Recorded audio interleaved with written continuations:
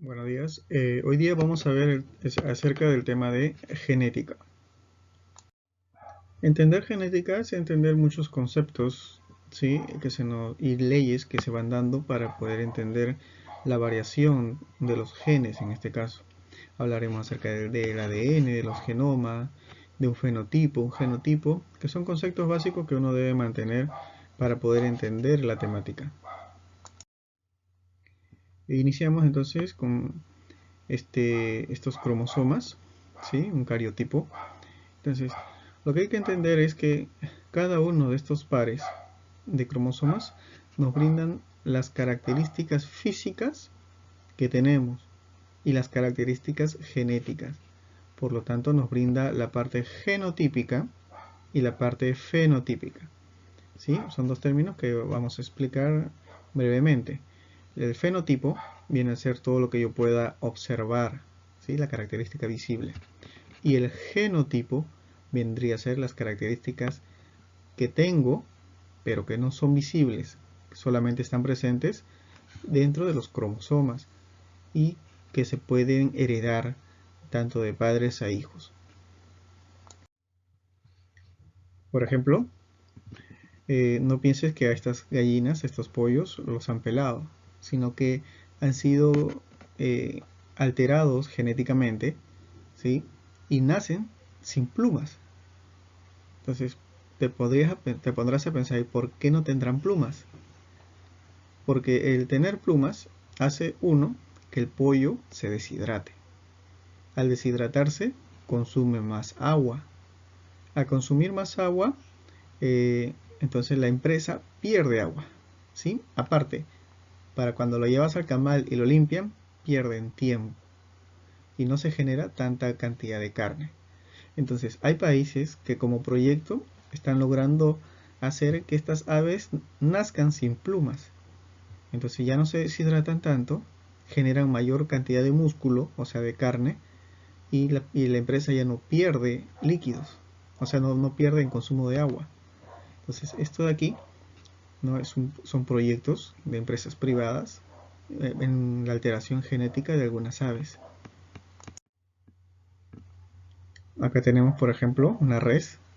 ¿Sí? Esta res es común verla, por ejemplo, en la Universidad Agraria La Molina, donde hay variedades de reses, pero no es una res normal, también es una res alterada. ¿Sí? De repente lo miras y dirás, pues una res físico-culturista, y no es así, no ha ido al gimnasio, sino que ha sido alterada genéticamente, ¿sí? Para que esta res solo desarrolle la parte muscular. ¿Por qué? Porque se necesita reses con mayor cantidad de músculos para el consumo humano. Entonces aquí vemos el uso de la genética para esta alteración.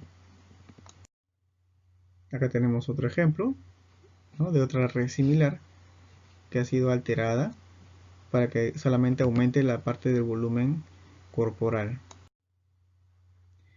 Hay alteraciones, ¿sí? Que son heredadas de los padres, como este caso esta es una alteración genética, no es una enfermedad. Hay que distinguir mucho entre enfermedad y alteración genética, ¿sí? Una enfermedad es lo que tú adquieres como por ejemplo una gripe, una infección, ¿sí? Esas son enfermedades. O sea, tú no buscas tenerlas, simplemente llegan a ti porque tus defensas disminuyeron o alguien te las contagió. En cambio, una alteración eh, llegan a ti porque ha sido heredado de los padres, ¿sí? Entonces, no, tú no te lo contagiaste. Este caso de una persona en la cual tiene gran cantidad de vellosidad en el rostro y es producto de una alteración de algún alelo, de algún cromosoma en especial.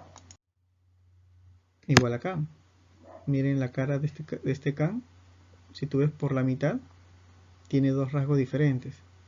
¿Por qué? Porque sus genes están alterados, generando pues una especie de albinismo, ¿no? Por el color blanco de sus ojos, ¿sí? Entonces, aquí hay una alteración genética, por ejemplo.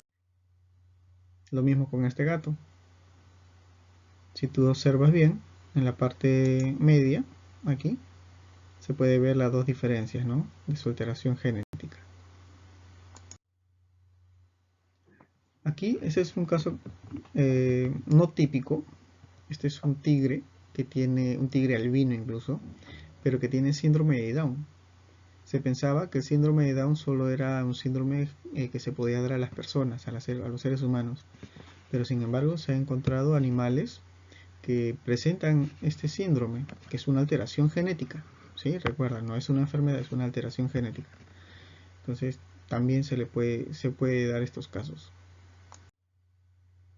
Acá tenemos otro caso, ¿no? Son dos tortugas que están unidas, así como los siameses, en este caso se ha dado en tortugas, ¿no? A nivel celular no se ha podido dividir completamente, ¿se acuerdan los procesos de mitosis, de meiosis? Bien, entonces no se ha dado bien esos procesos y por lo tanto nacieron unidos. Lo mismo con estas dos serpientes, ¿no? Incluso si ustedes investigan un poco más, encontrarán serpientes o animales con más porciones de otros cuerpos, ¿sí? Unidos porque se ha dado pues, esta variabilidad.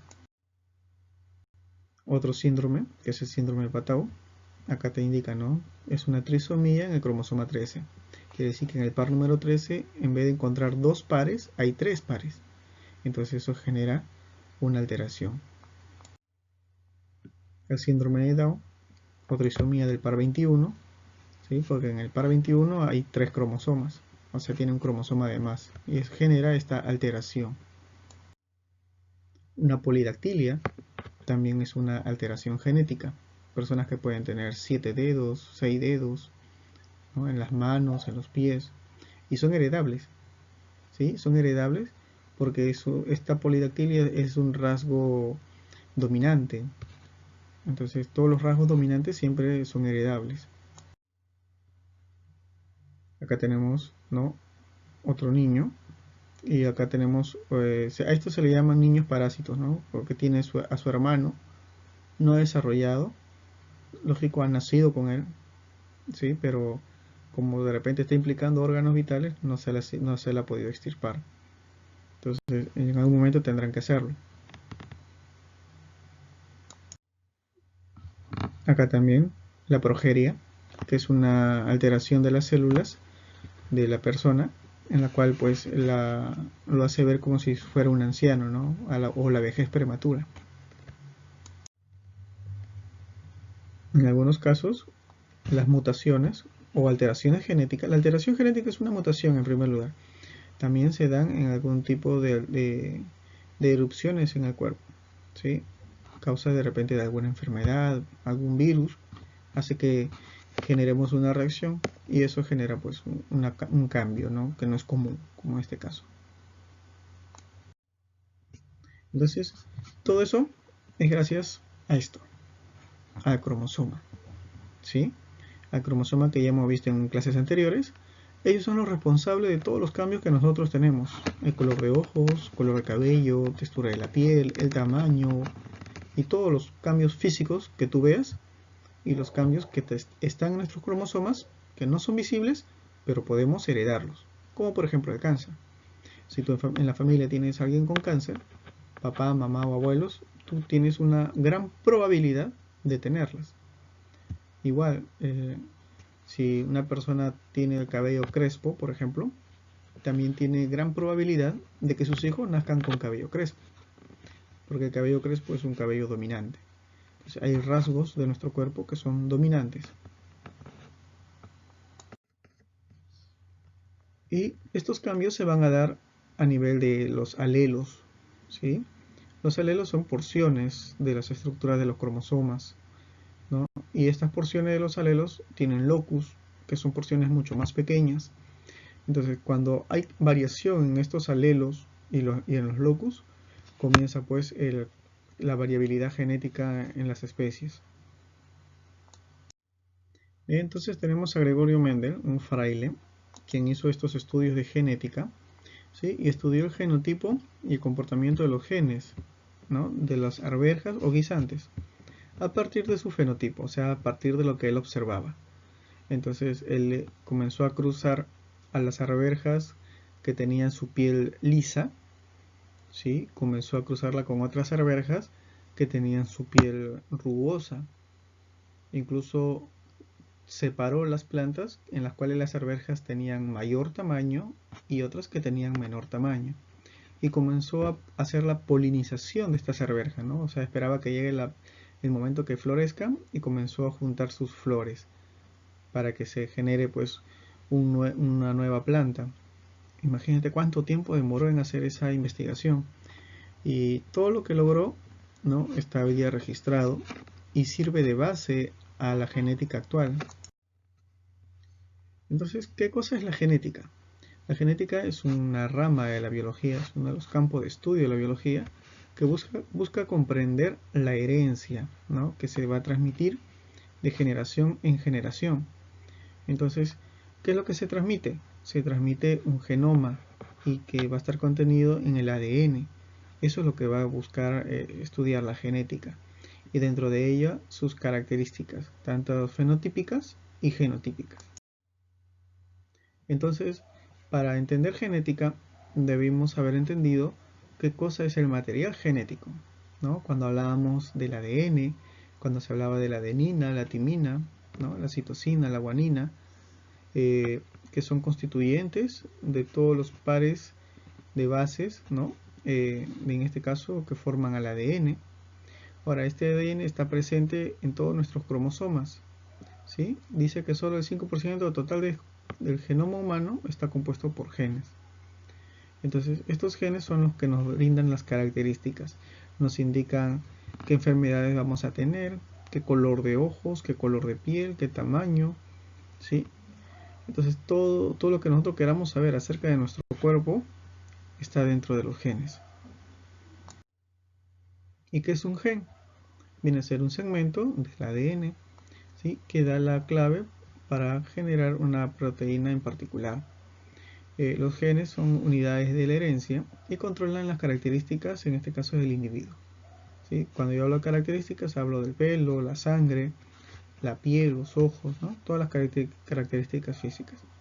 También contiene información, ¿no?, para formar una proteína, la misma que será usada en las necesidades que tenga la célula. En este caso, los genes son parte de los cromosomas, no hay que olvidar eso. Los locus, ¿sí?, viene a ser un lugar que está dentro de, en este caso, de los cromosomas, ¿sí? Son estructuras o pequeñas estructuras que están dentro de los cromosomas y también brindan pues ciertas características. Vamos a encontrar también los alelos, ¿sí? Los alelos vendrían a ser pues porciones también de las estructuras de los cromosomas, y es aquí donde vamos a encontrar características dominantes y recesivas, ¿sí? Entonces, los alelos nos van a dar esas características, nos va a indicar qué gen vamos a tener nosotros, un gen puro o un gen que está combinado, un gen híbrido. Entonces hablaremos acerca del alelo dominante. Son aquellos que manifiestan su fenotipo en el heterocigoto, ¿sí? Entonces el fenotipo, no te olvides, todo lo visible. Y el alelo recesivo son aquellos que manifiestan su fenotipo solo en homocigosis, es decir, cuando los dos alelos de un individuo son iguales. Entonces, para que me puedan entender, todo lo que nosotros vemos de una persona, por ejemplo, son sus rasgos dominantes. ¿De quién? No de él, de los padres, ¿sí? Entonces, tus padres, cuando se unen, el papá tiene un rasgo dominante y la mamá también tiene un rasgo dominante, pero en algunos casos también tendrán recesivos. Entonces, las características que tú vas a tener siempre va a ser el dominante de uno de ellos, ¿sí? Y no hablo de personalidad, sino hablo de estructuras físicas. Por ejemplo, las cejas. Las personas que tienen cejas pronunciadas, así como que tengo yo, cejas pronunciadas. Entonces, si yo tengo una pareja que no tenga cejas pronunciadas, mis hijos saldrán con cejas pronunciadas. ¿Por qué? Porque yo tengo el rasgo dominante. En cambio, si me caso con una persona que tiene cejas dominantes, así cejas pronunciadas igual que yo, bien nuestros hijos saldrán con cejas pronunciadas. Pero si mis padres, ¿sí? O sea, yo tengo cejas pronunciadas, pero si mis padres, uno tiene ceja pronunciada y la otra no, Entonces mis hijos tienen otra probabilidad. Tienen probabilidad de tener cejas pronunciadas y también de no tener cejas pronunciadas. ¿Sí? Ahora, no quiere decir que todos los hijos van a salir con cejas pronunciadas, porque eso va a depender mucho de la probabilidad, y aquí vienen las matemáticas. Entonces veamos algunos rasgos dominantes y algunos recesivos. Por ejemplo, el cabello oscuro es un rasgo recesivo al cabello rubio. En otras palabras, tú te casas con una mujer o un varón que tenga cabello rubio, tus hijos, y tú tienes cabello negro, tus hijos tienen más probabilidad de tener cabello rubio. La cabeza llena de cabello y la calvicie. La calvicie es dominante. Si tú vas a conocer a tu suegro, ¿sí? Y tu suegro es calvo, entonces dalo por hecho que tus nietos serán calvos, ¿sí? Porque el rasgo dominante aquí es la calvicie. ¿Sí? Entonces son rasgos que se van a quedar. Igual el cabello rizado, el cabello lacio, los hoyuelos, sin hoyuelos, hoyuelos acá en la cara, ¿sí? Entonces el que no tenga hoyuelos, entonces ese es el rasgo dominante. El que sí tiene hoyuelos, ese es un rasgo recesivo. Y sale recesivo porque papá y mamá también tienen hoyuelos, ¿sí? La visión normal es un rasgo dominante. En cambio la hipermetropía es un rasgo recesivo.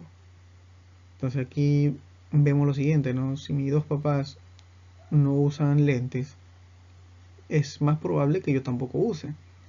Pero si mis padres, uno de ellos o los dos usan lentes, es probable que yo también use lentes, como en mi caso, ¿sí? Entonces hay características, ¿no?, dominantes y recesivos. Y estos son algunos ejemplos. Existen más características incluso. Para recordar, el fenotipo vendría a ser las características que yo observo, ¿sí? El color de pelaje, estatura, color de piel, entre otros. Y en este caso el genotipo vendría a ser la información genética, ¿no?, que posee un organismo en particular, ¿sí? O sea, sus genes. Y se representa a través de una tabla o un tablero, ¿sí?, en la cual nosotros vamos a verlo posteriormente, que es el tablero de Punnett. Vamos a ver los alelos. Entonces pueden ser homocigotes dominantes, y se le pone, pues en el tablero se le va a poner la letra A mayúscula, ¿sí? No, alelos. Recuerda que siempre los alelos van de a par. Pueden ser heterocigotes híbridos, heterocigotes o híbridos. Entonces quiere decir que un alelo será dominante y el otro será recesivo. Entonces la A minúscula me indica recesivo. O puede ser un homocigote recesivo. Quiere decir que sus dos alelos son recesivos, ¿no? Son letras minúsculas. ¿Sí? Entonces estas combinaciones son las que generan toda la variabilidad en las especies. Los cromosomas, recuerda, va a ser la estructura principal, ¿no? Tenemos cromosomas paternos y cromosomas maternos. Este par de cromosomas homólogos nos brindan, pues, las características. ¿Se acuerdan cuando hablábamos de los quiasmas?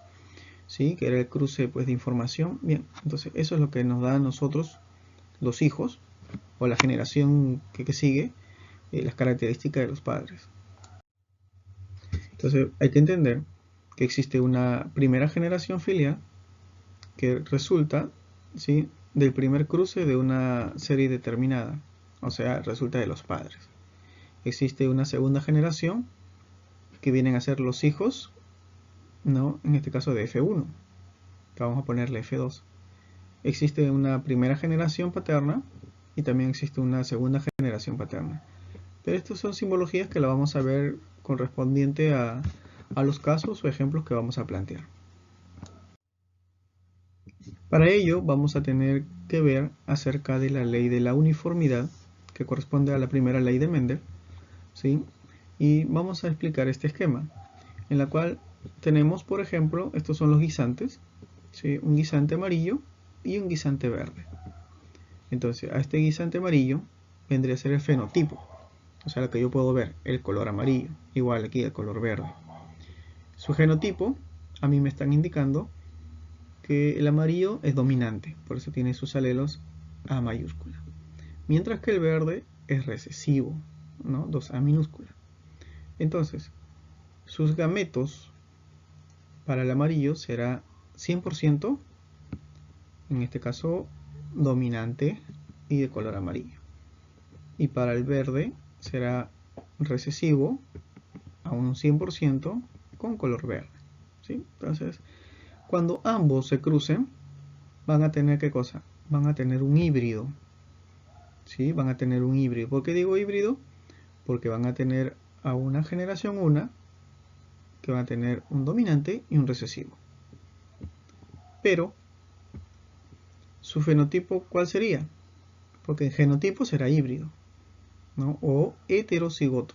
No te olvides, heterocigoto. Pero su fenotipo me dice 100% amarillo. ¿Por qué? Porque está esta letra A mayúscula, que es el dominante. Y tú dirás, profesor, pero también tiene verde. Sí, pero el amarillo es dominante. El verde no se aprecia aquí, no va a salir. Entonces, esa es la ley de uniformidad. Ahora, si este que está aquí, que es híbrido, se junta con otro, entonces ya no es ley de uniformidad, es otra ley. Y vamos a ver ahorita esa siguiente ley. Por ejemplo, aquí, antes de pasar a la siguiente ley, vamos a ver un cruce, ¿no? Acá tenemos, ¿qué cosa? Un homocigoto dominante, homocigoto recesivo, y cuando se juntan, la variación que me va a dar heterocigotos.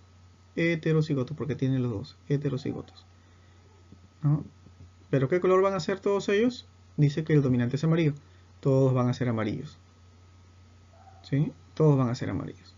Entonces, este es un cruce monohíbrido, un cruce característico de la ley de uniformidad. O sea, todos van a ser iguales. En cambio, en esta segunda ley, que se llama ley de la segregación, vemos ahora el caso. Se va a cruzar ¿quién? Un híbrido con otro híbrido. ¿Sí? Aquí se están cruzando dos híbridos, mira. Pero fenotípicamente, ¿qué va a tener aquí? El color amarillo. E incluso aquí en el ejemplo me están dando que este híbrido tiene un color verde. Pero vamos a ver aquí. Este color amarillo, ¿sí? Comienza pues a disgregarse, generando una combinación. ¿Sí? Pero de todas las combinaciones, hay una combinación que está dada por ¿quién? Por recesivos. Entonces, ese recesivo, ¿qué color era? ¿Se acuerdan? Verde. Entonces, ese recesivo me va a dar un color verde. ¿Sí? Mientras que los tres siguientes me va a dar un color amarillo. Entonces, genotípicamente, me va a salir un homocigoto, dos heterocigotos y otro homocigoto. Pero uno será dominante y el otro será recesivo. Y fenotípicamente, tengo un 75% amarillo y un 25% de color verde. ¿Sí? Esa va a ser su generación. Pero sería mirar la generación 2. Entonces a eso se le llama ley de la segregación. ¿Sí? Que se da entre híbridos. Y podemos hacer también ley de segregación combinando híbridos con, con homocigotos, por ejemplo. ¿Sí? Y podríamos ver también qué caso se puede dar. Muy bien. Entonces, hasta aquí nuestra clase de hoy. Vamos a dejar la actividad. Van a elaborar un mapa conceptual del tema tratado de forma general. Elaborar una infografía acerca de la ley de la uniformidad y la ley de la segregación. Así también van a investigar y ubicar la respuesta, ¿no? Que es un tablero de Punnett y que es un clon. Bien, entonces esas son las 5 preguntas para el día de hoy. Ya saben, la elaboran en su cuaderno y la suben al grupo de trabajo. Nos vemos hasta una próxima clase. Cuídense, espero que se encuentren bien de salud. Nos vemos.